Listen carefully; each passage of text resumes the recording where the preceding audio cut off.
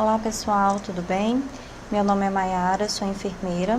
Hoje eu estou aqui para a gente falar um pouco sobre a associação de HIV, diabetes e lipodistrofia. A diminuição na taxa de mortalidade relacionada aos pacientes portadores de HIV está bem direcionado ao tratamento com antirretrovirais, sigla DAR, drogas antirretrovirais. Entretanto, apareceu um transtorno metabólico mediante esse novo tratamento: resistência insulínica, intolerância à glicose, o próprio diagnóstico de diabetes, lipodistrofia e as dislipidemias também. Todos esses fatores, eles aumentam o risco de doenças cardiovasculares. Alguns estudos mostraram que as alterações, elas começam com a infecção pelo próprio HIV, porém, elas se intensificam quando o paciente faz uso dessas drogas antirretrovirais. HIV, dislipidemia e risco cardiovascular. O aparecimento dessas drogas vai trazer, mediante as doenças relacionadas à AIDS, um foco diferenciado. Antes, quando a gente falava AIDS, HIV, se direcionava muito a infecções oportunistas, ou seja, o paciente que é HIV positivo, imunidade baixa e adquiria algumas doenças oportunistas. Com o novo tratamento das drogas antirretrovirais, esse foco foi direcionado para as doenças metabólicas, cardiovasculares e o próprio câncer. Alguns estudos mostraram que a mortalidade por doença cardiovascular atinge 6,5% dos indivíduos com HIV, isso nos Estados Unidos e na Europa, em torno de 8% na França e em torno de 15% na América do Norte. Agora, eis a pergunta: o aumento de risco a que se deve? A maior exposição aos fatores tradicionais são eles: tabagismo, hipertensão, dislipidemia, resistência insulínica e o próprio diagnóstico de diabetes. As alterações dos lipídios e das lipoproteínas encontradas em indivíduos HIV positivos sem o uso de drogas antirretrovirais. Nós temos as seguintes alterações com a sua fisiopatogenia: diminuição da taxa de colesterol total, resultante da queda de LDL, que seria conhecido como colesterol ruim, e de HDL, conhecido como colesterol bom, diminuição de LDL, piora do estado nutricional e aumento do catabolismo em estados pró-inflamatórios. A diminuição do HDL, piora do estado nutricional e aumento do catabolismo por substituição do HDL normal por HDL de fase aguda, com substituição da ApoA1 por PSAA.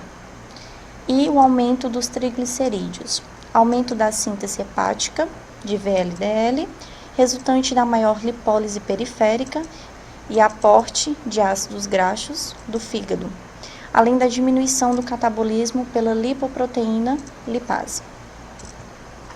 As drogas antirretrovirais e dislipidemias. A patogênese da dislipidemia seria a ação das drogas antirretrovirais, e isso em contrapartida com alguns fatores, são eles: fatores genéticos, hormonais e ambientais. As alterações são encontradas quando o paciente está no estado de resistência insulínica. As características principais vão ser elas: o aumento tanto da taxa de triglicerídeos, como o aumento da taxa de LDL e a diminuição da taxa de HDL, que é o colesterol bom. Sendo que os graus diferentes das dislipidemias aos pacientes expostos aos medicamentos antirretrovirais se dá principalmente pelos fatores genéticos e ambientais. São esses fatores que vão dar esse grau diferenciado. O vírus da imunodeficiência humana e o paciente portador de diabetes. Fortes evidências mostraram que o paciente que é acometido pelo vírus do HIV e que faz uso das drogas antirretrovirais, eles vão desenvolver resistência insulínica e a própria diabetes como diagnóstico. Em relação às drogas antirretrovirais, nós temos os inibidores de protease, sigla IP. Eles vão proporcionar uma diminuição da expressão do GLUT4 e a liberação da insulina pela célula beta também vai ser reduzida. Temos um outro tipo de antirretroviral, que são os nucleosídeos inibidores da transcriptase reversa, sigla NITR. Principais medicamentos desse grupo é a estavudine e a zidovudine. Esses medicamentos vão causar uma disfunção mitocondrial e, consequentemente, resistência insulínica. Esses medicamentos antirretrovirais amplificam o quadro de resistência insulínica e diabetes em pacientes portadores de HIV. Conclusão é essa: o paciente portador de HIV, ele já tem essa maior facilidade para estar desenvolvendo a resistência insulínica e a própria diabetes, porém, quando ele faz uso desse tratamento antirretroviral, esses sintomas, eles se intensificam, ficam bem mais fortes no uso dos medicamentos. O vírus da imunodeficiência humana e a lipodistrofia. A lipodistrofia, associada ao HIV, sigla LA-HIV, pode acometer homens e mulheres quando são HIV positivos e em uso de drogas antirretrovirais. Principais características desse quadro é a perda do tecido adiposo subcutâneo em extremidades, membros superiores, membros inferiores e também na face, associado a graus variáveis de alterações no tecido adiposo troncular, seria ele, obesidade visceral e lipomatose dorso cervical. O diagnóstico ele é feito inicialmente pela percepção do paciente, percepção visual. Esse paciente, primeiramente, vê alguma diferença, vai ao médico e o exame médico é que dá o diagnóstico da lipodistrofia. O vírus da imunodeficiência humana e a lipodistrofia. Quais são os fatores de risco?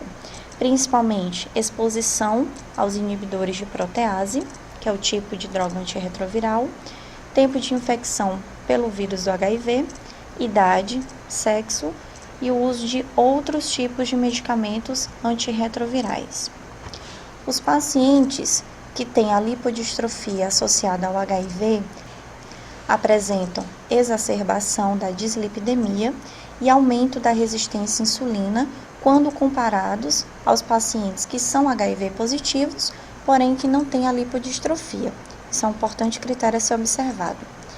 Possível mecanismo como causa da lipoatrofia seria ele: inibição da diferenciação do adipócito pelo inibidor de protease e a disfunção mitocondrial promovida pelo outro tipo de medicamento antirretroviral NITR, que eu citei anteriormente. O tratamento. O tratamento é baseado em vários fatores. O primeiro deles, dieta e exercício físico. A atividade física aeróbica, ela vai proporcionar uma redução em vários aspectos: resistência insulínica, diminuição da dislipidemia, diminuição da intolerância à glicose e também da gordura troncular. Os indivíduos com hipertrigliceridemia, eles vão ter que consumir uma dieta pobre em gordura e também em carboidratos livres e evitar o uso de álcool, mesmo que seja esporadicamente, mas deve ser evitado. O tratamento baseado em drogas antirretrovirais. Nós temos a suspensão dos inibidores de protease. Com essa suspensão, melhora o quadro de lipodistrofia. Isso em alguns estudos afirmam isso, outros já não. E fica bem evidente com essa suspensão a melhora do quadro de dislipidemia, resistência à insulina ou à hiperglicemia. A mudança no esquema terapêutico, ela também pode ser indicada, sendo que deve evitar a interação medicamentosa, isso deve ter que ser um critério bem analisado, e também a questão da eficácia em inibir a replicação viral. Então, se vai mudar o medicamento, tudo bem, mas tem que ser avaliado se ele, em relação ao HIV, ele vai ser um tratamento eficaz da mesma forma. As classes NITR e ITRNN de medicamentos antirretrovirais, eles vão induzir menos dislipidemia do que os inibidores de protease. O tratamento baseado em hipolipemizantes, nós iremos ter o consenso para tratar os riscos cardiovasculares nos portadores de HIV são os mesmos da população de forma geral, sendo importante ressaltar alguns aspectos. São eles: as estatinas, que são utilizadas no aumento de colesterol e também no quadro de aterosclerose, elas devem ser prescritas com muito cuidado devido à interação que elas vão ter com as drogas antirretrovirais, principalmente os inibidores de protease. Assim, deve dar preferência aos seguintes medicamentos: fluvastatina, pravastatina ou atorvastatina e rosuvastatina, sendo eles em baixas dosagens. O tratamento em continuação. Os fibratos, eles vão reduzir os triglicerídeos em torno de 50% e vão poder reduzir o LDL, colesterol ruim, em torno de até 25%. Sua associação com a estatina, que eu falei anteriormente, eleva o risco de hepatotoxicidade e rabdomiólise. O uso relativamente seguro vai ser a associação dos seguintes medicamentos: pravastatina com fenofibrato.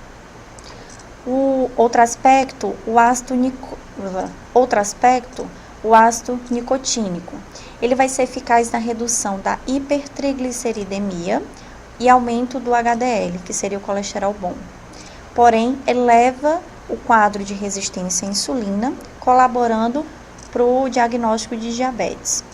Não foi demonstrado benefício na prevenção de doença cardiovascular na população de forma geral.